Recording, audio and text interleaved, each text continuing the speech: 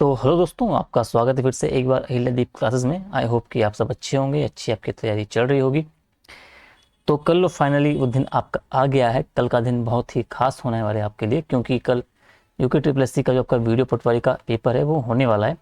और ये वही मौका है जो तुम्हारी मेहनत होगी, तुम्हारी जो तैयारी हो गई और जो तुम्हारा एक विश्वास हो गया उसके साथ एक सामने आएगा। ठीक है, तो पूरी तैयारी आपकी होगी होगी किताबें हो गए, मॉक टेस्ट हो गया, आपके सब्जेक्ट हो गए, आपके जो हर जो छोटे छोटे आपके नोट्स जो आपके बने होंगे वो हर चीज़। ठीक है, लेकिन आज जो अभी कहने वाला हूँ, देखो मैंने जितना आपको बताना था, मैं जितना कर पाया इस कम समय में उतना मैंने किया।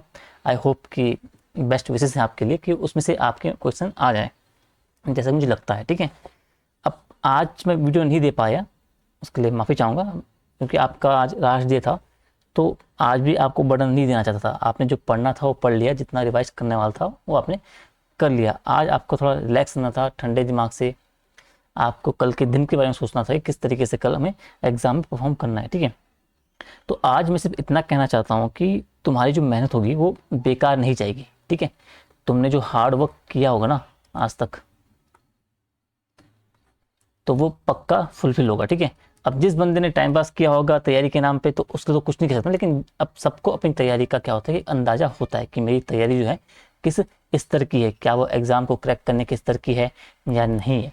तो इंसान को जो है, बच्चों को अपनी तैयारी का जो एक एनालाइज होता है ना, वो पता होता है कि मेरी तैयारी किस कदर है कि मैं अपना एग्जाम जो क्लियर कर लूँगा या नहीं। हाँ, फिर आपका जो 1% जो आपका रह जाता है, फिर आपकी वो किस्मत होती है। ठीक है, अब जब किस्मत कभी इतनी ख़राब होती है कि आप पॉइंट 1 से ही भाग जाते हो, तो उसके लिए तो मैं कुछ नहीं कह सकता, लेकिन मोस्ट ऑफ द ये मान के 99% आपकी हार्डवर्क ही होती है। अगर आप अच्छे से दिल लगा के मेहनत से तैयारी करते हो तो आपका पेपर ज़रूर निकलता है।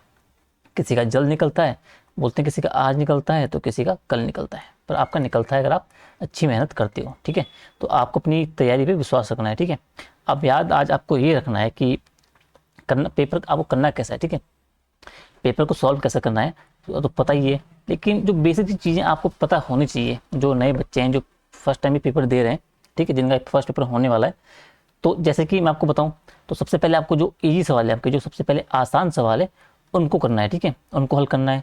उससे क्या होगा, जब पेपर आप इजी जो क्वेश्चन आपको सॉल्व करोगे आप, उससे आपका जो है आत्मविश्वास क्या होगा, वो बढ़ता जाएगा। जैसे जैसे आप अगले सवाल पे जाओगे, अगले क्वेश्चन पे जाओगे, उसमें आपका जो सेल्फ कॉन्फिडेंस होगा वो बढ़ता जाएगा, और जो आगे का टाइम मैनेजमेंट होगा वो इसी के अकॉर्डिंग जो हो जाता है वो थोड़ा सही होता जाएगा। ठीक है, तो जो इजी सवाल होगा उन्हें आपको पहले करने की ज़रूरत है। अगला क्या है, तो अगला ये कि जो गलत जवाब है उससे आपको बचना है।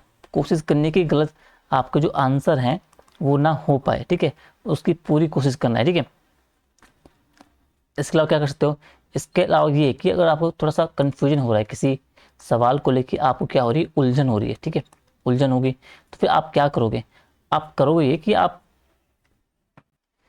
सिर्फ करना इतना है कि जो अगर कहीं पे कन्फ्यूजन हो रहा है आपके ऑप्शन को लेके या सवाल को, उसके आंसर को लेके, तो उस सवाल को आपको स्किप कर देना है और उसे या तो स्टार कर देना है या राउंड कर देना है, कि आप नेक्स्ट तक जो राउंड मारोगे उस पर आप उस क्वेश्चन को देखोगे। ठीक है, उसके अलावा ये तो आपके एग्ज़ाम का हो गया।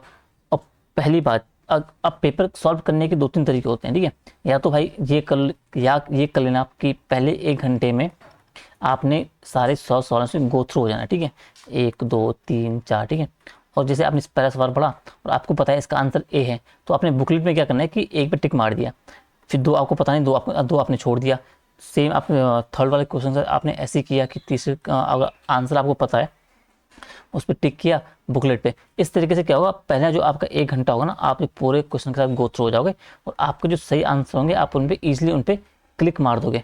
और फिर उसके बाद करना है कि आप जो आपने बिल्कुल 100% सही है आपके, ये मान लो कि आपने जो फर्स्ट आपका 40 से 45 मिनट में आपने क्या किया कि 1 घंटे में अपने पूरा जो ये पेपर आपने पढ़ लिया। ठीक है, पेपर पढ़ लिया, फिर आगे ठीक है, आपने भाई ये पढ़ लिया 40-45 मिनट से लेके आपने सवाल पढ़ लिए, और आपने ये मानो कि फर्स्ट राउंड में क्या किया आपने कि आपके जो सवाल हैं, ये मान लो कि आपने 55 से 60 सवाल आपके बिल्कुल सही हो गए, या आपको जिनका पता है कि भाई 55 सवाल बिल्कुल एक्यूरेट इनका आंसर है, तो इन 55 को आपको क्या करना है कि अब OMR पे फिल कर देना है। ठीक है, अभी 55 सवाल आपने OMR पे फिल कर दिए।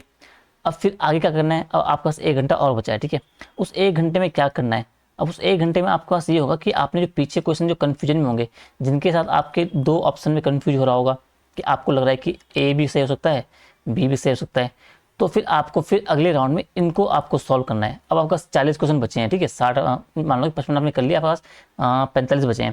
तो उस 45 में से ये मान लो कि आपके कम से कम आपने जो क्या किया कि 25 सवाल ये थे आपके, या 20-25 सवाल ऐसे थे जिनके पास आप डबल ऑप्शन थे आपके पास, क्या ए भी सही है बी भी सही है, इनमें से कोई ए हो सकता है।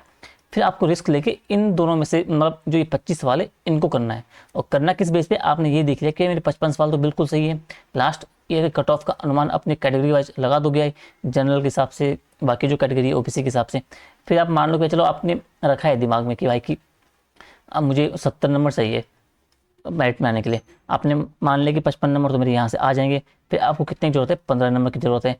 अब फिर इन 15 नंबर को आपको इन बाकी जो आपके 45 क्वेश्चन बचे हैं उनमें से किस किस तरीके से आपको मैनेज करने, फिर आपको आगे वो देखना है। फिर आपको डबल इसमें अगर आपका कवरअप हो जा रहा है, जो बाकी 25 से 30 क्वेश्चन आप रखें, या फिर जितने भी क्वेश्चन नंबर ऑफ क्वेश्चन है जो आपके ए और बी में आप कन्फ्यूजन हो, फिर आप उनके हिसाब से आप रिस्क लेके फिर वहाँ तक आप पेपर जो सॉल्व कर सकते हो। तो पेपर सॉल्व करने का तरीका इस तरीके से आप ले सकते हो। अपने ध्यान आपको ये रखना है कि मेरिट कितनी जा सकती है, लास्ट ईयर कितनी गई थी, उससे 2 प्लस माइनस करके उस हिसाब से आपको नंबर ऑफ क्वेश्चन आपको अटेम्प्ट करने हैं।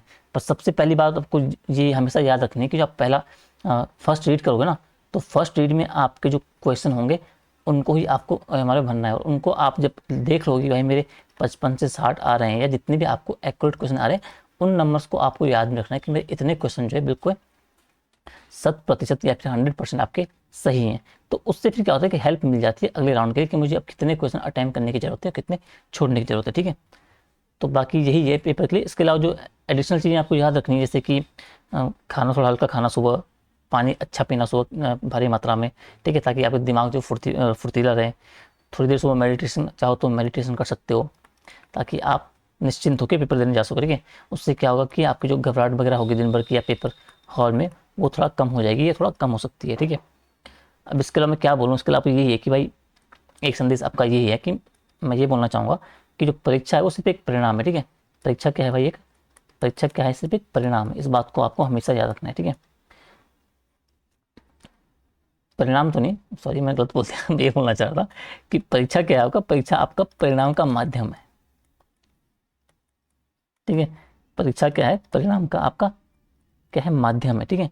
लेकिन आज तक अभी तक जो तुमने यात्रा कर दी ना तैयारी की, ठीक है, जो यात्रा तुम कर चुके हो, तो वो यात्रा क्या है, वो सबसे बड़ी बात है। किसी भी हालत में आप क्या है कि आपको हार नहीं मानी है, आप हार नहीं माने हो, अभी तक आप कंटिन्यू लगे हुए, तो ये सबसे बड़ी आपका जो एक कंसिस्टेंसी है ना, वो बहुत इंपॉर्टेंट रोल निभाती है कि आप लगे हो, आप हार नहीं मान रहे हो। अब परिणाम चाहे जैसा भी हो, ठीक है, उस पर फोकस नहीं रखना है फिलहाल। फिलहाल फोकस आपको रखना है कि हमें पेपर अच्छा करना है। दिमाग में ये मत रखना अपना, ठीक है, कि परिणाम को लेकर निकलेगा। पेपर जाइएगा ठंडे दिमाग से, आराम से, जितना आपने पढ़ा होगा उस तरीके से आपको अपना पेपर सॉल्व करना है। अगर आपकी तैयारी अच्छी है, अच्छे लेवल की है, तो आपका सिलेक्शन पक्का होगा, ठीक है। बाकी इसके अलावा आपको क्या बोलूँ, ठीक है, बाकी वही है कि अब आप तैयार हो, कल जाओ एग्ज़ाम हॉल में, जाओ पूरे आत्मविश्वास के जाओ, ठीक है, आत्मविश्वास के साथ जाओ, पेपर सॉल्व करो अच्छे से, और आराम से अपना घर आओ। आपका सिलेक्शन पक्का होगा अगर आपकी तैयारी अच्छी है, ठीक है। तो बाकी आपको ऑल द बेस्ट मेरी तरफ से, ठीक है। ऑल द बेस्ट, आप सब बच्चों का सिलेक्शन हो, ठीक है, सबको, सबके माँ बाप को खुशियाँ मिले रिजल्ट से। इसके अलावा क्या ही बोलूँ, इसके अलावा अब 23 तारीख से मैं अपर पीसीएस का जो मेंस है उसको लेके सीरीज शुरू कर रहा हूँ, फ्री कोर्स है अपर पीसीएस का, ठीक है। जितने भी आपके 8 सब्जेक्ट हैं, 8 में से आपके जो 5 कोर्स सब्जेक्ट हैं, जीएस के 3 हटा के, तो इन 5 के आपके यानी कि 900 मार्क्स का मैं पूरा कवरअप कराऊंगा आपका, ठीक है। तो 23 से क्लासेस शुरू होने वाली, कल मैं आपको पूरा ड्राफ्ट वाली वीडियो दे दूंगा कि किस तरीके से हम इन 60 से 65 दिन लेके चलेंगे, जिसमें आप 5 पेपर को ईजिली आसानी से कवरअप कर पाओगे। साथ ही GS3 का भी हम ब्रेक थ्रू करेंगे, आपका जो सिलेबस होगा उस हिसाब से, और तब आपका जो GS3 के 3 पेपर है उनको भी कवरअप कर देंगे, ठीक है। तो फाइनल आखिरी बार फिर से वही कि ऑल द बेस्ट, अच्छे से आप पेपर दीजिएगा। आपको मेरी तरफ से बहुत बहुत हार्दिक शुभकामनाएं और बेस्ट विशेष से मेरे लिए। मिलते हैं आपको 23 तारीख को नेक्स्ट सीरीज के साथ। धन्यवाद।